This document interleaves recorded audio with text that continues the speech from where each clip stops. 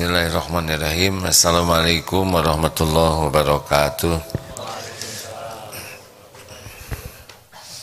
Alhamdulillahi rabbil alamin. Alhamdulillahilladzi anzala sakinah fi qulubil mu'minin liyazdadu imanan ma'a imanihim. Allahumma salli ala Muhammadin wa ala alihi wa ashabihi ajma'in. Semoga Allah yang memberikan hidayah kepada siapapun, memilih kita menjadi jalan kebaikan bagi saudara kita lainnya. Karena sebaik-baik manusia, khairun nas anfa'uhum linnas. Jadi kalau ingin tahu manusia sukses adalah manusia yang paling banyak manfaatnya bagi makhluk-makhluk Allah lainnya. Berikut ini kita mengkaji surat tentang kewajiban dakwah, ya, surat An-Nahl 125. Ini populer sekali. Jadi Bapak Ibu yang baik, kita diciptakan oleh Allah. Yang pertama tugas kita adalah wa ma khalaqtul jinna wal insa illa liya'budun. Menjadikan semua aktivitas kita ini adalah pengabdian kepada Allah. Jadi kita tidak usah risau dengan rezeki, karir, dan tetek bengek duniawi, karena itu milik Allah sepenuhnya, akan diberikan oleh Allah kepada kita sesuai dengan maunya Allah. Kalau kita benar-benar menjadikan hidup ini pengabdian kepada Allah, full, disebut amal soleh. Syaratnya dua, niatnya ikhlas, caranya benar, maka nanti Allah yang memberikan hayatan thayyibah, kehidupan yang baik di dunia ini, dan di akhirat nanti mendapatkan balasan yang lebih baik dari apa yang kita lakukan. Maka jangan salah fokus, ya. Fokus kita adalah aktivitas kita jadi amal soleh. Belajar adalah amal soleh. Berumah tangga adalah amal soleh. Mendidik anak adalah amal soleh. Nah, juga tugas kita dalam hidup ini adalah sebagai khalifah. Khalifah artinya hidup yang mampir ini kita harus berkarya maksimal. Itu pun sebagai amal soleh kita. Jadi berprestasi itu adalah amal soleh. Islam adalah agama yang memacu kita berprestasi. Jadi bukan karena saya harus ikhlas kemudian tidak mau berprestasi. Justru Rasulullah SAW adalah manusia yang berprestasi dalam segala aspek. Para sahabat adalah hamba-hamba Allah yang berprestasi. Jadi jangan sampai dengan alasan harus ikhlas, jangan ria, kemudian dia jadi tidak berprestasi. Tidak, kita harus optimal dalam hidup ini. Ahsanu amalan. Kita harus memaksimalkan, makanya disebutkan khairun nas anfa'uhum linnas. Jadi kontribusi kita yang besar bagi hamba-hamba Allah lainnya itu menunjukkan kedudukan di sisi Allah. Tolong digarisbawahi, ya, jangan sampai saya takut ria kalau jadi bintang kelas. Saya nanti kalau ini takut jadi juara satu. Lakukan saja yang terbaik, ya. Allah yang menentukan jadi juara atau tidak, dan bukan tujuan kita jadi juara. Tujuan kita adalah melakukan yang terbaik. Ahsanu amalan. Yang ketiga adalah tugas kita dakwah. Jadi setiap di antara kita memang fardu kifayah, ya, yang pahami, tapi setiap kita harus berdakwah. Ini perintah Allahnya. A'udzubillahi minasyaitonirrajim. ud'u ila sabili rabbika bil hikmah wal mau'izatil hasanah wajadilhum billati hiya ahsan inna rabbaka huwa a'lamu biman dhalla an sabilih wa huwa a'lamu bil muhtadin. Dan ud'u, perintah ini, serulah manusia orang ke jalan Allah Tuhanmu dengan hikmah dan mau'izah hasanah, pelajaran yang baik, dan bertukar pikiranlah. Di sini disebutkan debat dengan cara yang lebih baik. Wajadilhum billati hiya ahsan, wajadilhum billati hiya ahsan, dengan cara yang baik. Nanti dijelaskan, sesungguhnya inna rabbaka huwa a'lamu biman dhalla, Allah Maha mengetahui siapa yang tersesat, an sabilih, dari jalannya, wa huwa, dan dia Allah a'lamu bil muhtadin, dan dialah yang mengetahui orang-orang yang mendapat petunjuk. Ini dapat tafsir dari beberapa penulis tafsir yang banyak. Jadi Bapak Ibu sekalian, kita sekarang bisa beragama Islam itu adalah hidayah Allah. Ingat baik-baik ya. Kita bisa ke masjid seperti ini adalah taufik Allah, pertolongan Allah. Banyak saudara kita yang belum Islam, juga yang sudah Islam belum sungguh-sungguh paham, belum mengamalkan, dan kita tidak boleh menganggap remeh, karena kitalah yang diamanahi oleh Allah untuk mengajak. Tolong digarisbawahi ya, kita bukan untuk menghina, mencela, meremehkan. Karena kalau Allah ngambil nih hidayah kita, sekarang diambil, udah nauzubillah, diambil hidayah bisa murtad ini, nauzubillah min zalik. Kalau Allah mau ngambil nih yang biasa ke masjid jadi malas ke masjid, tidak mau ke masjid. Yang biasa menghafal Quran diambil oleh Allah taufiknya, enggak mau baca Quran, sekejap bisa tuh kalau Allah mau. Makanya jangan ujub dengan apa yang Allah berikan kepada kita, melainkan syukur. Nah, di antara syukur kita adalah ajak ini saudara-saudara kita. Ini kan kita ke masjid, lihat yang belum ke masjid itu jangan menghina. Naik sepeda 50 km kuat, lari 10 km kuat, ke kantor 200 km kuat, jalan-jalan ke luar negeri 1000 km kuat. Kenapa ke masjid 25 meter nggak kuat? Misal begitu. Nunggu digotong ya, atau pengen paling depan, katanya sholatnya ingin di depan imam. Kita tidak usah ngeledek begitu. Itu hanya menyakiti saja ya.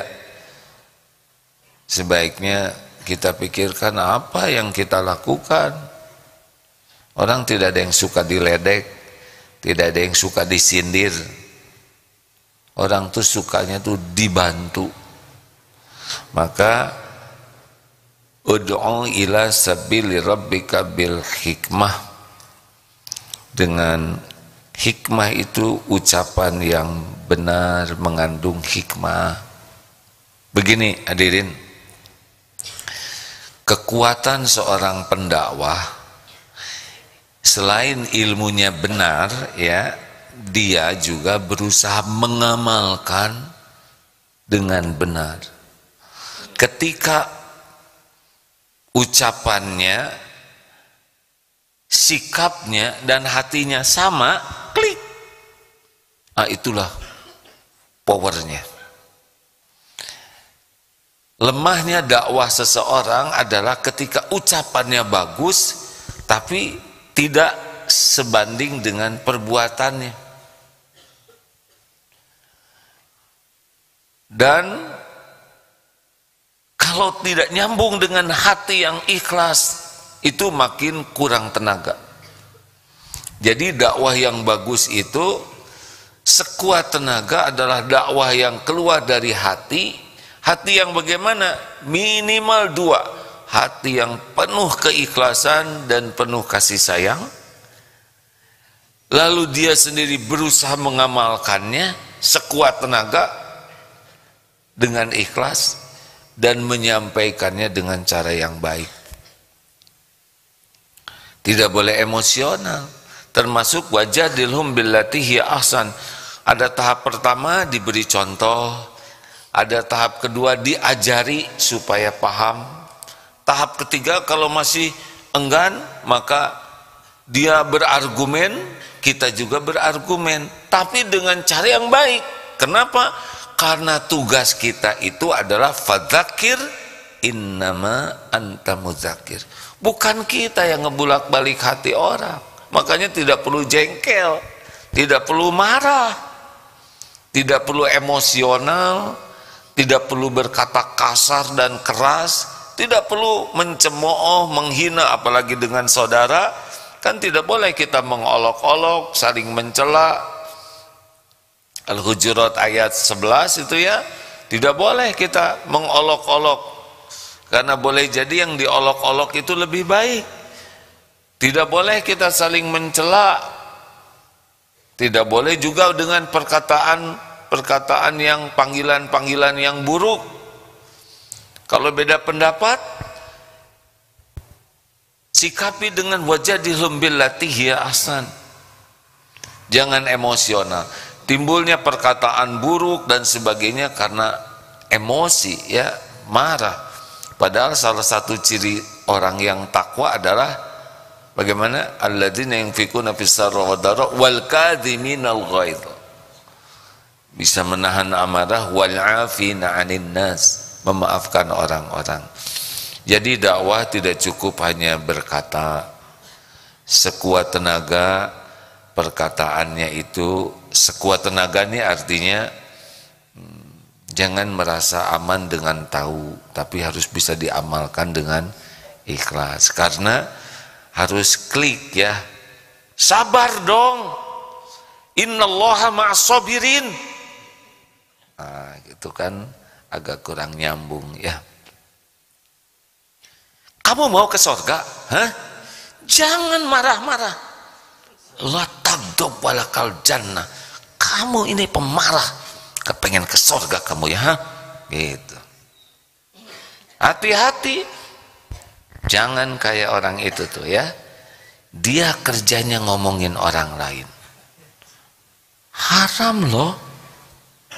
Baca surat Al-Hujurat ayat 12. Jangan kayak dia. Nah, dia juga ngomongin orang, ya. Mentahnya sebuah dakwah adalah ketika tidak cocok antara perkataan dan perbuatan. Kurangnya daya gugah sebuah dakwah adalah ketika kurangnya keikhlasan dan kurangnya kasih sayang. Kurang katih tayang, ya. Mengerti? Jadi Bapak Ibu yang baik, ini membantu pertanyaan seorang ibu yang bertanya, sampai kapan saya harus ngebangunin anak untuk sholat? Padahal dia sudah mahasiswa, harusnya sudah bangun sendiri. Masa saya terus yang ngebangunin, yang udah nikah juga? Loh, kita ini harus dakwah kepada sebanyak mungkin orang, apalagi ke anak sendiri, betul? Tapi saya capek, berarti kurang ikhlas. Dakwah itu amal soleh. Yang paling beruntung dari kita berdakwah adalah siapa? Bikin jengkel aja, siapa? Nggak boleh jengkel, ya, berarti nggak ikhlas. Yang paling beruntung kalau kita dakwah siapa? Saya menahan emosi nih, ya. Pak, yang paling beruntung kalau kita dakwah siapa? Ya kita sendiri. Kan sudah jelas dalilnya. In ahsantum li anfusikum wa in asatum falaha. Surat apa? Qaf? Hah? Bukan, coba lihat lagi deh. Jika kamu berbuat baik, maka kebaikan itu untuk dirimu sendiri. Jadi kalau kita dakwah itu sebetulnya yang paling untung adalah kita. Makanya jangan lelah, jangan berhenti, jangan jengkel, dan jangan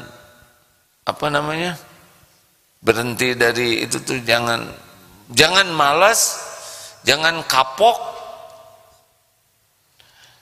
Tapi dia jadi sebel ke saya gara-gara saya dakwahin. Hadirin, ada solih, ada muslih. Orang yang solih itu orang yang sibuk memperbaiki diri sendiri, nggak begitu pusing dengan orang lain.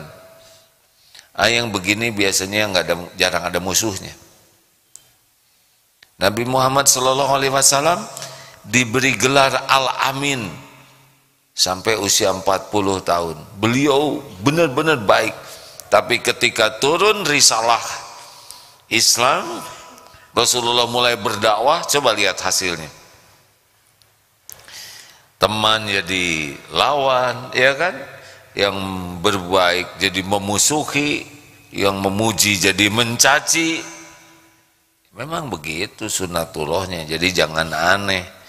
Kemarin sebelum saya ajak ke masjid, dia mau dong. Sesudah saya ajak ke masjid, dia akan raktir saya lagi. Itu efek ringan ya. Kalau dakwah itu pasti ada orang yang merasa terganggu. Nah hadirin, jadi kita harus ingat bahwa kita punya kewajiban dakwah. Dan ini adalah amal soleh.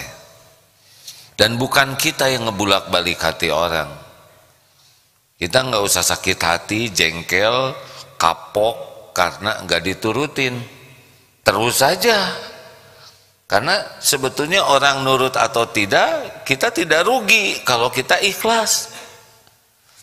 Hanya kalau orang dengan izin Allah diubah menjadi lebih baik syariatnya kita, wah kita untung besar, bertambah-tambah pahalanya. Ya kalau kita ngajarin orang sholat, kemudian orang sholat, itu kan sepanjang sholat kita dapat pahalanya Pak. Ada seorang master S2, ketika ditanya cita-citanya apa sesudah selesai S2 ini, cita-cita saya menjadi guru PAUD. Kenapa? Sekolah tinggi-tinggi maunya ngajar PAUD agar saya bisa jadi orang pertama yang mengajari anak-anak sholat, anak-anak menyebut nama Allah, anak-anak bisa ingat ke Allah. Ini pinter. Berarti sepanjang anak itu sholat, pahalanya ngalir ini. Ini benar-benar pinter itu S2 asli itu. Tapi ya nggak mungkin semua S2 ngajar PAUD ya. Nanti kita nggak ada yang ngajarin. Ada yang nanya ke seorang mubalig, Pak, Bapak nggak capek sana sini pagi siang malam ngeluarkan modal, uang, tabungan? Lah ini kan padahal orang-orang belum tentu ngedengerin, belum tentu nurut. Ya beda kapling hadirin. Kapling kita itu adalah berdakwah dengan niat yang baik, ud'u ila sabili rabbika bil hikmah, dengan pengajaran yang baik, berbantah dengan perbantahan yang baik.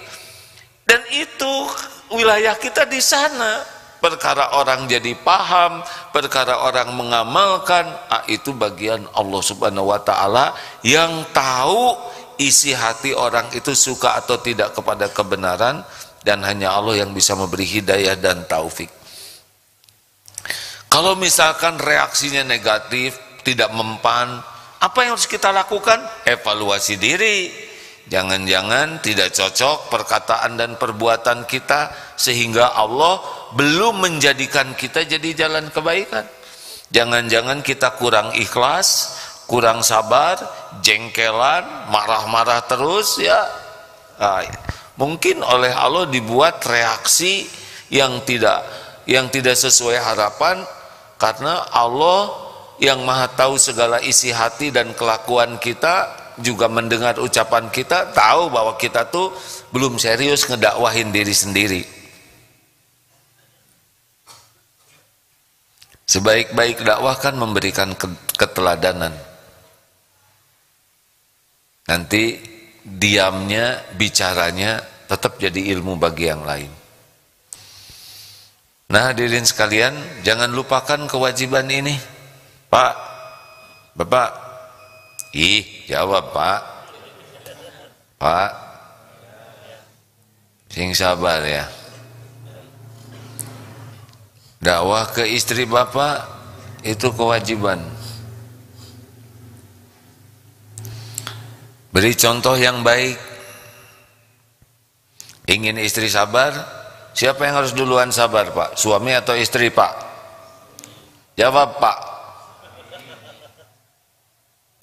Siapa yang harus paling sabar di rumah? Istri. Siapa yang harus sabar di rumah? Istri atau suami? Dua-duanya. Siapa yang harus lebih sabar? Pak. Jawab. Suami. Kalau tanyanya kepada Pak, itu suami. Kalau disebut Pak, kemudian ibu menjawab, ini bahaya nih, pelangi ini ya. Kita harus duluan sabar. Kalau Bapak ingin lemah lembut di keluarga, ya kepala keluarganya yang lemah lembut. Kepala keluarga berangasan, marah-marah terus. Ini ngasih contoh apa? Bu, Ibu, ingin keluarga sabar? Siapa yang harus duluan sabar, Bu? Suami lagi. Ibu, jangan bikin saya kehilangan kesabaran. Ibulah yang sabar. Jangan dikit-dikit berguncang. Jangan. Jangan, nanti ditiru oleh anak-anak. Ibu mau anak-anak ibu berguncang terus. Anaknya laki-laki lagi, kan repot. Jangan kasih contoh buruk. Antara keteladanan dengan perkataan, syariatnya jauh lebih kuat keteladanan. Makanya kalau dakwah itu sangat tidak cukup menghafal dalil. Nada juga itu berefek. Maaf ya, monyet, monyet. Ada yang tersinggung nggak?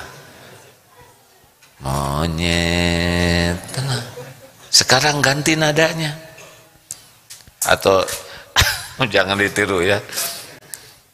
Bapak di rumah, monyet, monyet. Nggak ada yang tersinggung ya kan? Ganti nadanya Pak.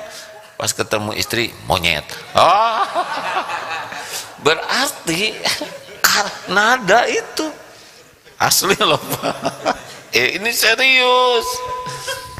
Kalau pemilihan kata itu pakai akal, tapi pemilihan nada itu pakai hati Pak. Bagaimana nih? Mana yang ada di hati? Misal begini, maaf kalau yang sudah dengar ini nggak usah dengar lah, tutup telinganya. Seorang tua manggil anaknya, nak sini sayang, dengar kata-kata ini ya. Sini anakku sayang, you are my everything. Ibu sayang padamu nak, engkau belahan jiwa ibu. Ibu mau melakukan apapun demi kebahagiaanmu. demi engkau bahagia di dunia dan engkau bahagia di akhirat nanti. Ibu mau berkorban apapun dan ibu lakukan ini tanpa pamrih, nak, karena ibu sangat sayang padamu. Bagus tidak? Jawab. Kalau bagus, bagus. Kalau tidak, tidak. Harus puguh, hadirin. Ambil keputusan. Bagus, ya. Ini mah harus ditekan aja baru ngejawab. Tapi ada seorang ibu yang begini, sini sayang, peluk anak. Tidak bicara mulutnya, yang bicara hatinya. Sambil meluk begini, ya Allah, ampuni saya. Saya belum jadi orang tua yang baik. Engkau tahu, akhlak saya buruk. Saya belum bisa memberi contoh. Betapa banyak contoh buruk dari saya. Saya belum mendidik anak ini dengan benar. Ya Allah, ampuni saya belum menjaga amanahmu ini. Sambil meluk, terus berbisik, nak, maafkan ibu ya. Maaf. Doakan ibu. Mana yang ada di hati anak? Jawab. Yang mana? Yang pertama, yang kedua? Tahu dari mana? Lihat sendiri? Enggak, ada ngarang ya. Enggak ada yang tadi, enggak ada itu. Itu cuma cerita. Kenapa jawabannya sama? Kenapa? Karena kerasa hati itu. Jangankan kita dapat sentuhannya, jangankan kita melihat, dengar ceritanya saja kita udah bisa ngerasakan mana yang pakai hati, mana yang tidak. Betul? Ini dakwah tuh harus pakai hati. Hati yang ikhlas dan penuh kasih sayang. Secara syariat, jangankan manusia, binatang aja diperlakukan pakai keikhlasan dan pakai kasih sayang. Walaupun binatang buas, dia bisa merasakannya. Makanya dakwah tanpa keseriusan, melatih ikhlas tanpa pamrih dari makhluk dan ngarap-ngarap ridho Allah saja, dan dakwah tanpa kasih sayang beda dengan dakwahnya Rasulullah SAW.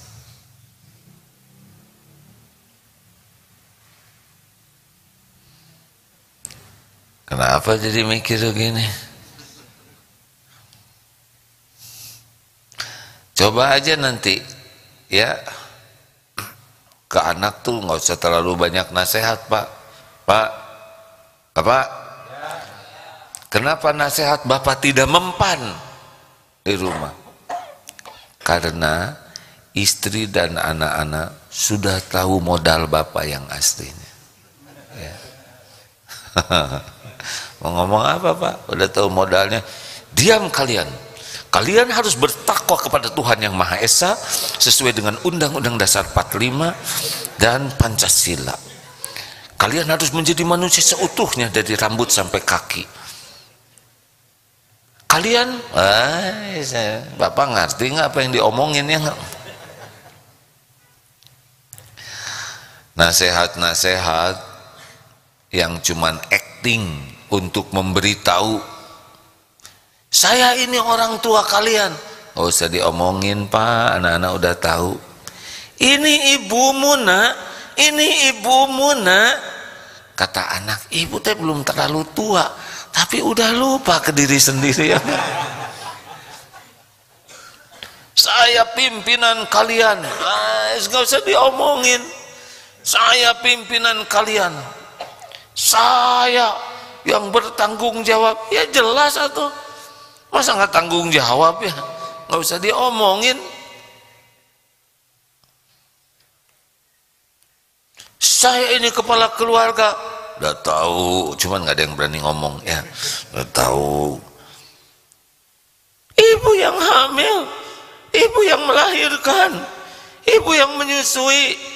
Mungkin di hati anak, atuh siapa suruh ibu yang, saya kan nggak pesen. Tapi saya kira nggak ada yang mikir gitu ya anak-anak ya. Saya belum pernah mikir gitu Pak. Udah ah, dakwah mah nggak usah acting, nggak usah dibagus-bagus. Pas ketemu anak, hai apa kabar anak, ada acting. Kalau nggak ada yang lihat mah peletak begini. Kalau ada orang lain, anakku sayang, apalagi ada orang bawa kamera, acting. Salaman juga, pas ada kamera, kalau nggak ada yang nyalamin, nggak mau disalamin, nggak mau salam. Ada yang baiknya tuh baik acting. Kalau ketemu orang, apa kabar? Cirinya orang acting tidak akan istiqomah. Kalau tidak ada yang lihat atau tidak ada yang memposting, beda lagi. Ada yang ramahnya ramah acting, lembutnya lembut acting. Kita mah tidak perlu acting, yang perlu asli. Kalau mau ramah ya ramah asli, mau lembut lembut yang asli. Ada orang lihat, tidak ada yang lihat, gak ada masalah. Allah lihat. Yang kita carikan dalam dakwah ini ridhonya Allah, karena Allah yang ngebulak-balik hati. Dakwah di depan 1 orang, dakwah di depan 10 orang, dakwah di depan 1000, 1.000.000 orang, sama. Yang menilai adalah Allah.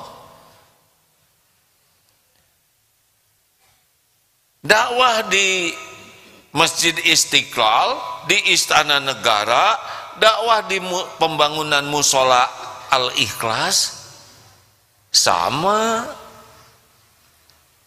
Dakwah di depan para jenderal, para menteri, dengan di depan para hansip, para, sama. Yang menilai adalah Allah. Nggak usah kita merasa, hebat nih, diundang di istana, sama aja. Bahkan peluang kotor hatinya lebih besar, karena merasa jadi spesial. Padahal kalau nyari ridho Allah ya sama saja.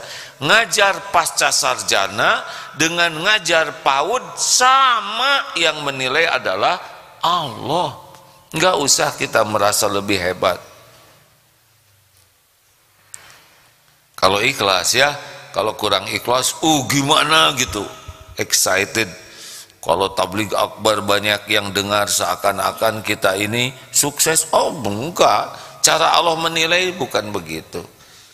Kalau yang sukses, yang tabligh akbar besar-besaran, lah itu artis juga tidak kurang itu.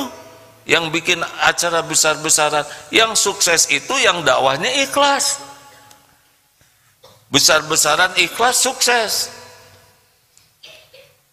Gimana saya ini ngajar santri cuma 2, sukses tidak? Belum tentu juga. Udah 2 enak lihat santri. Nggak ada yang daftar aja. Udah gitu belat lagi, nggak ngerti-ngerti. Ini kamu kalau nggak bisa dibina, tak binasakan. Atau ujub, nggak apa-apa. Saya 2, yang penting ikhlas. Jangan kayak itu tuh, tabligh. Itu juga udah jelek. Siapa tahu yang tabligh akbar itu lebih ikhlas dari dia. Makanya jangan menilai orang lain. Ini buat kita ya, buat kita. Kalau ada yang diundang di sana, seperti Ustadz Adi Hidayat, Ustadz Abdul Somad, atau siapa lagi, udah Ustadz Dasad yang memang oleh Allah ditakdirkan didengar banyak orang, ya kita husnuzon, beliau dimuliakan Allah dengan seperti itu. Jangan jadi suudon ya, udah mah ada yang ngundang suudon lagi. Udah jadi emosional begini saya. Niatkan jadi dakwah ya. Jangan jengkel kalau belum didengar, karena kita tidak ada ruginya. Jadi gimana kalau kita belum didengar, ya evaluasi diri. Jangan-jangan niatnya salah, jangan-jangan Allah tahu kita cuman acting, ngomong aja yang bagus-bagus, kita aja nggak ngamalin. Jangan-jangan kita ngarep-ngarep sesuatu dari dakwah ini, ngarep-ngarep amplop, ngarep-ngarep diperlakukan spesial, ngarep-ngarep pulangnya dikasih bingkisan, pas pulang nggak dikasih bingkisan, gagal nih semuanya. Nah, yang gagal dia aja. Jangan ingin diperlakukan spesial karena kita berdakwah. Karena sebetulnya dakwah itu yang untung ya kita. Amal soleh. Silakan, ada pertanyaan. Bismillahirrahmanirrahim. Assalamualaikum warahmatullahi wabarakatuh. Waalaikumsalam warahmatullahi wabarakatuh. Sebenarnya nggak nanya juga sih, mau menyampaikan salam aja. Oh, ini yang enak tuh. Terima, silakan. Mungkin sekitar 20 tahunan yang lalu mungkin ya, AA pernah ke tempat kami. Kebetulan itu ada di Kalimantan Selatan. Kebetulan atau nyata di sana? Qadarullah. Oh iya. Karena kalau kebetulan ujuk-ujuk ada ya. Qadarullah Allah. AA pernah datang ke tempat kami ya, itu di Kalimantan Selatan. Kalimantan Selatan. Di Kabupaten Tabalong tepatnya. Oh, di Tabalong ya. Kalau AA ingat ya, itu di halaman pendopo Bupati. Oh, ya, alhamdulillah. Di Tabalong bukan? Iya, di Tabalong. Alhamdulillah. Nah, itu waktu saya masih kecil ya, diajak ibu. Terus ngomong di rumah ya, suatu saat mau sih ibu, mama saya nyebutnya ya kalau di sana. Suatu saat mau ke sini katanya. Alhamdulillah sampai anaknya, karena qadarullah mama itu meninggal sekitar 1 tahun yang lalu. Innalillah wa inna. Syariatnya kena COVID, tapi emang qadarullah ya. Itu aja, mau menyampaikan salam dari mama. Katanya kalau kita sampai sama-sama atau kamu aja yang sampai, salamkan ke AA dan jamaah semuanya. Semoga semua sehat. Itu Masya aja. Allah. Assalamualaikum warahmatullahi wabarakatuh. Waalaikumsalam. Ya, terima kasih. Waalaikumsalam. Alhamdulillah. Masih ingat ya, dulu ada masih kecil ya. Saya berarti masih muda dulu ya. 20 tahun yang lalu ya. Tahun berapa jadi? 2002 tuh ya. Itu udah lama nggak ngitung yang kecil-kecil. Baik, terima kasih ya Daya. Semoga ibu jadi ahli surga. Allahumma gfir laha warhamha wa'afiha wa'fu anha. Amin ya rabbal alamin. Ya, selanjutnya. Itu saya ngacung. ya. Saya kurang mengerti kalau seperti mau kena ngangkat begitu ya. Ada tangannya. Oh iya. Bah, ke sebelah sini boleh, Bah? Karena mikrofonnya terbatas kabelnya. Assalamualaikum warahmatullahi wabarakatuh. Waalaikumsalam warahmatullahi wabarakatuh. Sebelumnya saya ingin mengucapkan terima kasih selama saya kan awalnya tinggal di Bandung, Ustadz, dan anak saya pun lulusan SMP DT. Alhamdulillah. Yang ingin saya tanyakan, ketika kalau diuji kesusahan gitu ya, kok mudah sekali kalau dalam ibadah mengucurkan air mata gitu. Tapi kalau kesenangan kenapa rada susah gitu ya Ustaz ya? Maksudnya apa memang ujian dengan kesenangan itu lebih susah gitu ya, atau ya saya ingin tahu tipsnya supaya hati ini lebih peka ketika kita selalu dimudahkan dalam urusan gitu Ustaz. Gitu aja Ustaz. Assalamualaikum warahmatullahi wabarakatuh. Oke, pertanyaannya yang mana nih Bu? Ya, tipsnya kalau diuji dengan segala kemudahan tuh sepertinya ibadah itu kayak nggak kena gitu. Ibu mah nyindir ini mah. Allah tahu ini saya juga lagi gitu Bu. Memang ujian yang lebih berat itu sebetulnya kelapangan, kemudahan, pujian, penghormatan itu lebih mudah lupa ke Allah karena pujian kemudian itu disukai oleh nafsu. Seperti naik pesawat ya, lancar. Itu jarang yang zikir. Sebagian nonton TV, sebagian dengar lagu, sebagian tidur-tidur. Tapi ketika diberikan nikmat goncangan, Allahu Akbar, ya Allah, ya Hayyu, ya Qayyum. Yang jarang zikir juga langsung zikir. Yang bangun, yang tidur, Allahu Akbar, ya Allah, ya Allah, ya Allah. Yang nonton TV langsung gak rame TV-nya, ya Allah, ya Allah, ya Allah, begitu. Emang ada yang marah karena pas dia goncang langsung berpegang teguh ke suami, pas dilihat suami berpegang teguh ke pramugari. Nah ini masalah. Gak ada lah yang kayak gitu, kan pramugarinya duduk di sana. Nggak ada gitu, nggak usah dibayangkan, fitnah ini.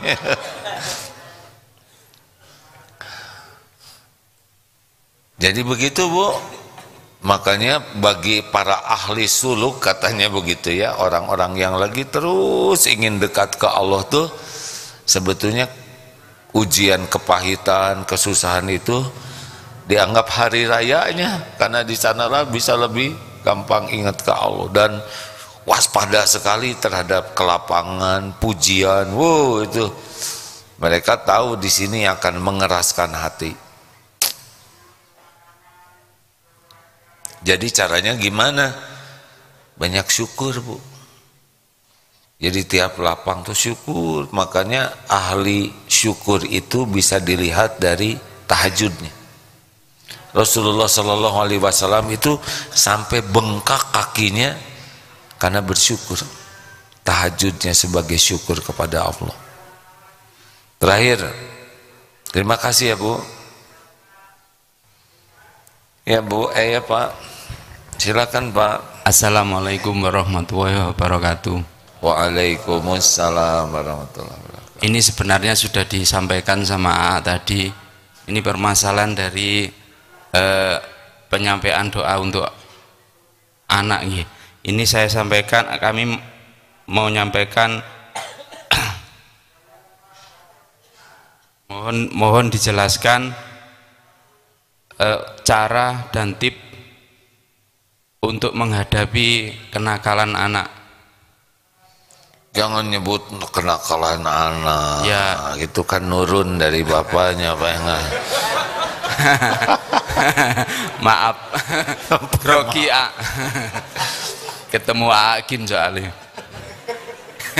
kan bapak yang ngacung ya. Nekat ini tadi ya. Oh iya Pak, jauh-jauh dari Surabaya. Apa oleh-oleh saya untuk menghadapi ketemu sama Akin ya. Pertama tobat Pak. Loh kok anak yang nakal bapaknya yang tobat? Lah turunan siapa itu ya? Begini, surat Asy-Syura ayat 30. Wa ma asobakum min musibatin fabima kasabat aydikum. Musibah apapun yang menimpamu itu karena tanganmu sendiri. Dosa kita. Kita punya dosa tidak? Hah? Kita melimpah dosanya. Nah, salah satu akibat dosa kita adalah kita dapat ujian, diantaranya lewat anak. Makanya kalau anak belum sesuai dengan harapan, jawaban pertamanya air mata tobat. Ya Allah, ampuni saya. Saya belum jadi ayah yang baik. Akhlak saya jauh dari baik. Saya belum mengajar anak dengan contoh yang baik. Belum menyayangi anak dengan tulus. Belum mendoakan dengan sungguh-sungguh. Saya yang salah. Jadi kalau lihat anak tuh tidak ada jengkel, kecuali nangis Mas. Tahajud, saya yang salah. Ampuni saya ya Allah. Saya yang salah. 2, beri contoh yang baik. Apa yang ingin pada anak, adakan pada diri kita. Sekuat tenaga. Lillahi ta'ala. Supaya Allah melihat melihat bahwa kita bukan cuma ngomong ya, tapi syariatnya kita beri contoh, hakikatnya ini kita solehkan diri kita, karena yang bisa menyolehkan anak adalah Allah. Jangan sampai kita ingin anak jangan lihat HP, padahal bapaknya di kamar melihat HP terus menerus. Jangan lihat yang porno-porno, padahal bapak ibunya lihat yang tidak bagus ya. Allah tahu apa yang dilihat. Yang ketiga, didiknya dengan penuh kasih sayang dan keikhlasan. Jangan galak, jangan ketus, lebih banyak berkomunikasi dari hati ke hati. Tidak harus selalu nasihat. Ketemu anak lu, jangan tiap ketemu anak, udah sholat belum? Kalian harus sholat. Ingatlah, inna sholat tanha anil fahsya. Ngebangunin, bangun, sholat. Gimana sih kamu ini? Kata anak, teman saya jarang sholat, baik-baik aja ngomongnya. Bapak saya rajin sholat, galak luar biasa. Jangan-jangan sholat yang bikin galak gitu. Anak kan lihat, gimana sih orang sholat tuh hasilnya ya. Harus jadi orang yang lembut hatinya, jangan keras, kasar. Nggak ada orang yang suka dikasarin. 4, doa. Tiap lihat anak, ingat anak, nyentuh anak, keluarkan doa. Doa lebih kuat daripada nasihat. Ayo, berapa banyak kita ngedoakan khusus buat anak-anak. Kalau mau ngebangunin anak, tangan ke anak. Saya juga kan punya anak remaja, laki-laki, dibelai rambutnya, kecup ke rambutnya. Bangun sayang, sudah azan. Supaya Allah sayang, supaya banyak ditolong Allah. Ya, sabarlah, jangan itu. Baru juga sekali ngomongnya. Sambil belai, sambil pijat-pijat kakinya, sambil doa. Ya Allah, hanya Engkau yang bisa membangunkan. Ampuni saya ya Allah, ampuni saya. Carikan teman-teman yang baik, lingkungan yang baik. Itu bagian dari ikhtiar kita, karena bergaul dengan penjual minyak wangi ikut harum. Jangan salah milih teman. Dan tidak kalah pentingnya, jaga anak jangan sampai tersentuh makanan haram, harta haram, pakaian haram. Demikianlah hadirin sekalian, terima kasih, waktunya sudah habis. Mari kita akhiri majlis ini dengan doa akhir majlis. Subhanakallahumma bihamdik, asyhadu alla ilaha illa anta, astaghfiruka wa atubu ilaik. Assalamualaikum warahmatullahi wabarakatuh.